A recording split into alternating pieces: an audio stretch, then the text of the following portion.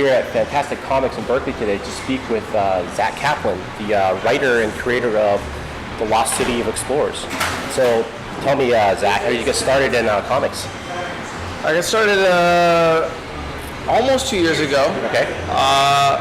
And I pitched for years, and I got lucky. I sold a pitch to Top Cow, which is an imprint of Image, and my first book was Eclipse. Awesome, cool. And so tell me, so I read The Lost City of Explorers, and it seems like it pays homage to a lot of past properties that were in the adventure realm, like Goonies, and also kind of like Stargate. I have a Stargate feel. Sure. Yeah, I agree. Cool. So tell me some of your influences in writing this.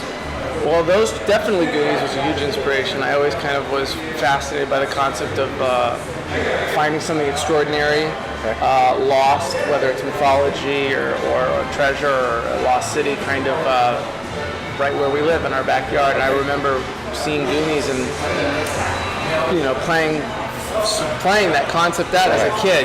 What's in the forest behind my house, or what's in the backyard, or what's down the street. And so I just think that's a fascinating idea, and a lot of times we're too busy in our lives to realize what might be underneath this. New York City is an especially fascinating place because there's all this history. The city's been burned down a couple times. It's been the Dutch were there, the English were there, and before that Native Americans. So there's so much history that kind of just gets lost underneath the sewers and the subway stations. It's just a really fascinating underground world, and underground exploration is really big there. So it was a really, I couldn't tell you how all these ideas came together in terms of the underground exploration and my kind of inspiration. But yeah, there's some Goonies in there, some Stranger Things, some Stargate, and it's all kind of mashed together. Awesome. So tell me the character of Helen, right? Yeah, she's a very passionate young woman, and I think very indicative of today's youth, perhaps feeling a little lost, and perhaps maybe just any young person that goes through a phase of not knowing what she wants to do with her life and not finding any particular satisfaction with any one goal. But she doesn't want to buy into a meaningless existence or just a typical job. She feels like there should be something more about life. And so she's very much framed for a coming-of-age story to kind of find herself and realize what's important. And she has a very actually complicated relationship with her father, who on the one hand she hates for being boring and for being a teacher and for not really, in her mind, doing anything with his life. But then on the other hand, when he goes missing due to this research project gone wrong, she suddenly kind of idolizes him and mourns the loss. And her brother, who's actually a very grounded, realistic voice in her life, is trying to kind of problem solve and move forward and say we gotta take care of ourselves. And he kind of sees the reality of their father, and so there's a lot of friction in their relationship. Right.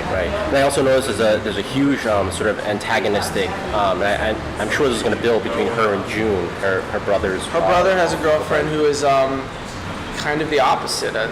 June finds a way to find satisfaction in everything, and is a very happy, albeit seemingly fake or phony person to Hell, who cannot really be satisfied with anything in her life.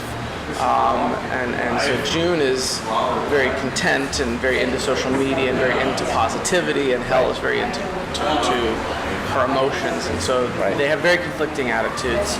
And yeah, they're all kind of thrown together. And then Hell also has a best friend, Maddie, who is a very loyal, a very street savvy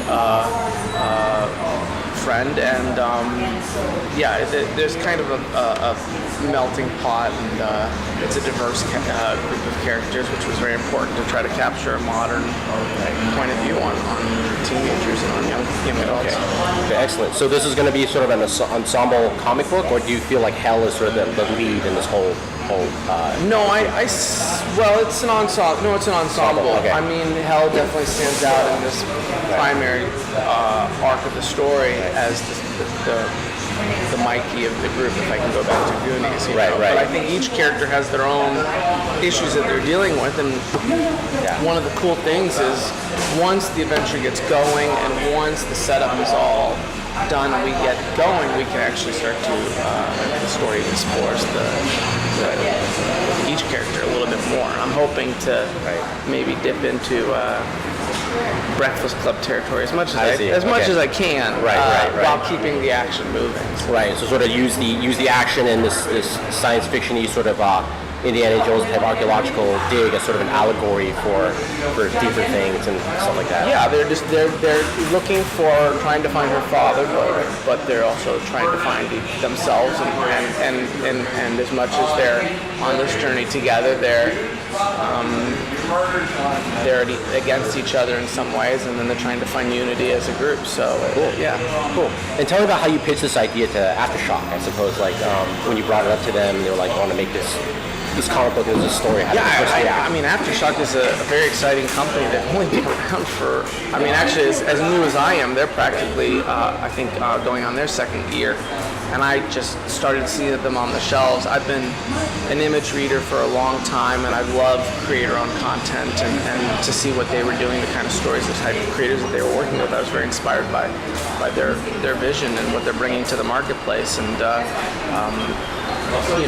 someone gave me great advice once you work with as many people as you can, as many publishers as you can. So they were someone I definitely wanted to work with, and I reached out to them, and we sat down and talked to them about this idea, and they immediately got it. They got that this was a unique blend of a young adult story, but being told in as mature, grounded way as you possibly can. So that was it. They were very exciting, and we went out and began looking at artists. Found Alvaro Saraseca, who is this amazing new talent. He's done Turok and Magnus and Sovereigns, but he's still relatively new to the business too, and he just shines on this book. Especially, you needed someone who couldn't just capture the world, but capture the nuance of these young adults and what they're feeling in the body language and the facial expressions.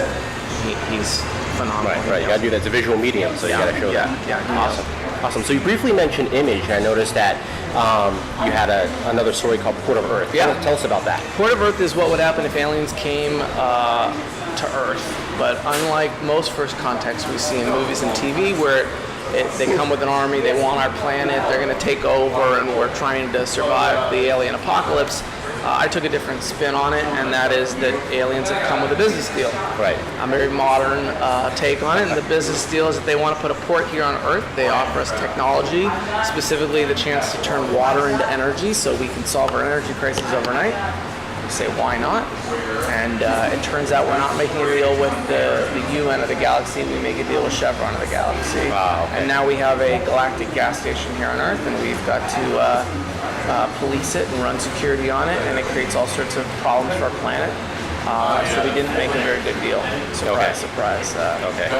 It's a mix of action. There's a couple of Earth security agents who are tracking down an escaped alien, and that form is very familiar.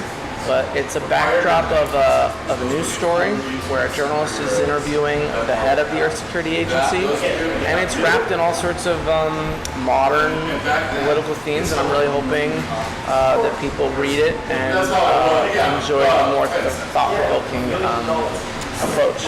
Okay, excellent. So, Lost City of Explorers is your current story. Anything planned in the works in the future, or anything other stories in the works? I mean, right now, August is going to be the first month where I have all three titles out with content simultaneously. Eclipse is up to volume 2. Okay. And that is coming back August 1st with issue 9. Okay. And the new stuff is just amazing. Giovanni Timpano went off to do a Batman Shadow run, which was an amazing run for DC and Dynamite. And now we're back working on more Eclipse. It's amazing. Port of Earth is still ongoing towards the second volume.